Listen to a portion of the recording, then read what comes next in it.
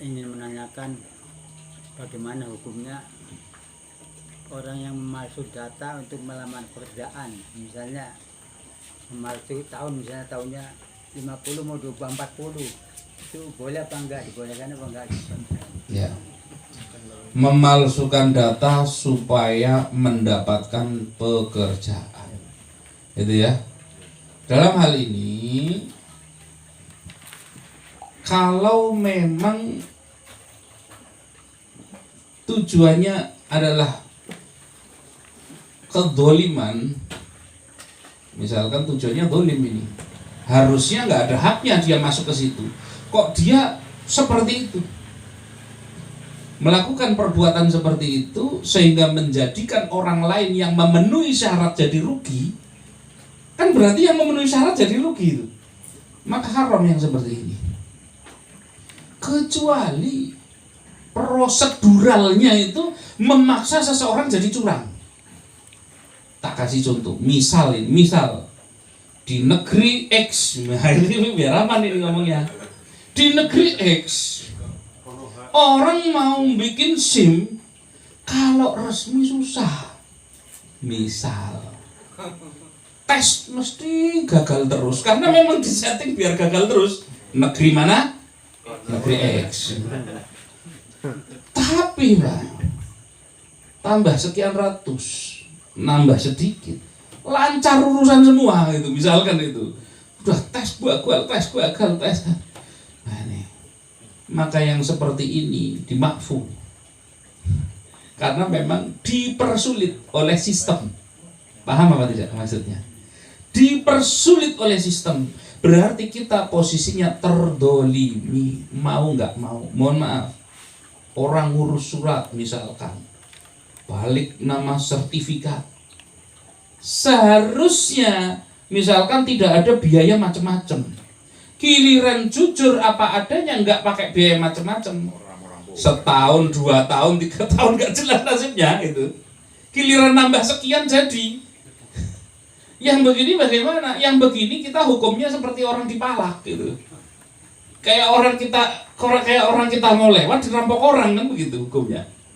Ini karena memang kita suka nggak suka sering menemukan hal yang seperti itu. Kita kalau mau hidup benar-benar kafah itu, udkhulu fi silmi kafahu, betul itu sebenarnya. Tapi kalau mau praktek susahnya luar biasa. Ini terlepas dari yang namanya perdebatan misalkan bab masalah pajak misalkan. Pajak itu hukumnya kalau negara memang teramat sangat membutuhkan, menurut Imam Nawawi itu memang teramat sangat membutuhkan sampai memang kondisinya sangat mendesak, maka boleh. Tapi kalau nggak mendesak, negara masih punya sumber daya alam, negara masih punya usaha dan lain sebagainya, maka haram. Itu. Nah, itulah kenapa la yadkhulul jannah ashabul maks, kata Rasul. La yadkhulul jannah, enggak masuk surga. Ashabul maks, orang yang kerjanya narik pajak. Walaupun ini perdebatan, silahkanlah. Tapi kalau kita mau berpegang kepada hal ini, loh di Indonesia itu kalau kita nggak bayar pajak kita masalah, maka kita tetap bayar pajak. Maka yang seperti ini loh, padahal kan haram bagi seorang muslim bayar pajak, hukumnya bagaimana? Maka kita dimaafkan itu nggak apa-apa. Kita bayar pajak nggak apa-apa.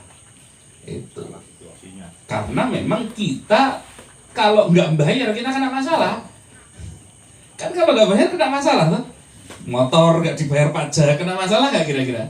Kena masalah. Kita naik kendaraan umum ada karcisnya, itu ada asuransinya loh. Jasa raharja, asuransi secara umum hukumnya haram. Ini hukumnya haram. Tapi bisa dihindari apa tidak? Tidak bisa. Ini listrik kalau sudah tanggal 20 lebih, berarti tanggal 21 sudah ada dendanya. Ya tak? Dendanya masuk ke dalam kasnya PLN misalkan. Saya nggak ngerti, tapi anggap masuk ke kasnya PLN. Kalau denda di dalam syariat Islam, di dalam hukum fikih, denda itu boleh tapi nggak boleh masuk kas, harus dipisah, dikeluarkan.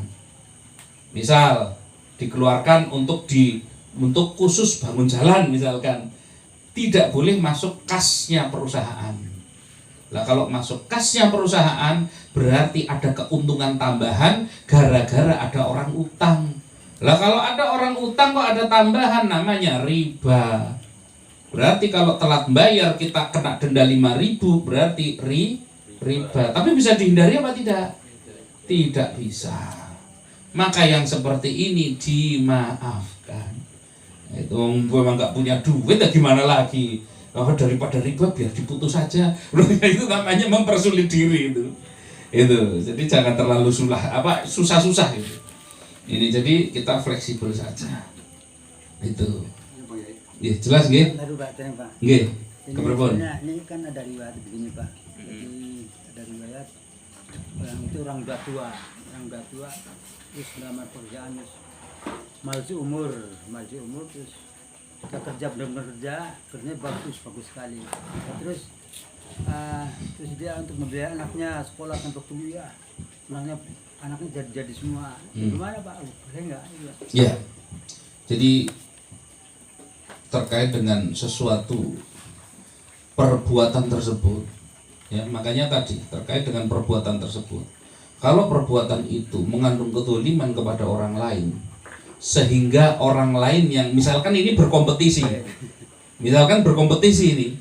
itu maksudnya ada lamaran pekerjaan yang bisa dimasuki banyak orang. Dengan dia memalsu akhirnya orang lain terdolimi, nggak keterima. Maka dari setiap selama dia itu belum tobat terhadap perbuatannya tersebut, dosa itu terus bersamanya itu. Ini. Nah, kalau sudah bertobat ya gimana? Dulu nggak paham hukumnya itu. Kalau dia tidak bertobat maka selamanya dia itu terus akan mendapatkan rezeki haram itu, karena diawali dengan sesuatu yang haram. Ini maka yang seperti ini kalau udah terlanjur itu, maka wajib segera bertobat kepada Allah tadi atas kezaliman yang sudah dilakukan. Nah, jadi wong namanya belum tahu atau dulu nekat sudah tahu dosa sebenarnya tapi nggak mengira kalau efeknya luar biasa. Dan yang seperti itu pasti juga akan ketika menjadikan rezeki itu jadi haram, maka akan menimbulkan banyak masalah di dalam kehidupannya itu. Nah ini, tapi betul tadi mungkin akan ketemu dengan banyak musibah, banyak hal yang membuat keberkahan daripada rezeki itu hilang. Rezekinya mungkin duitnya didapat, gajinya didapat, tapi berkahnya hilang gitu. Ini kalau berkah hilang ini sudah ada ini berkah hilang itu. Ini karena keberkahan ini adalah kunci supaya rezeki yang diperoleh itu mampu menjadi manfaat. Nah, kalau cuma dapat gaji akhirnya dihabiskan anaknya yang nakal misalkan itu, malah anaknya buat mabuk-mabukan dan lain sebagainya. Maka yang harus dilakukan segera adalah bertobat kepada Allah, harus dengan tobat yang benar-benar tobat itu. Itu wong namanya dulu belum tahu. Ngaten nggih? Nah, ada lagi? Monggo. Nggih. Assalamualaikum warahmatullahi wabarakatuh. Waalaikumsalam warahmatullahi wabarakatuh. Menarik. Saya ingin tanya, sekarang kan sering terjadi poligami Pak Yai. Yang saya tanyakan, sedang Rasulullah juga banyak istri. Ya. Soekarno juga banyak istri. Ya. Dan sebagian yang saya tahu Pak Kiai juga banyak istri. Ya. Sebenarnya banyak istri zaman Rasulullah, kalau bisa mungkin baik tahu juga Soekarno itu apa ada tujuan tersendiri, apa mungkin ada tuntunan dari Islam atau bagaimana? Karena untuk sekarang jadi polemik kan, ada yang itu kan Rasulullah begitu, kenapa saya tidak? Sehingga jadi iri orang yang zaman sekarang itu. Jadi tolong terangkan bagaimana sih kita menyikapi orang sekarang ini. Jadi begini. Saya jujur tergolong yang tidak suka yang Ya. Jadi begini yang pertama terkait dengan syariat. Kita kembali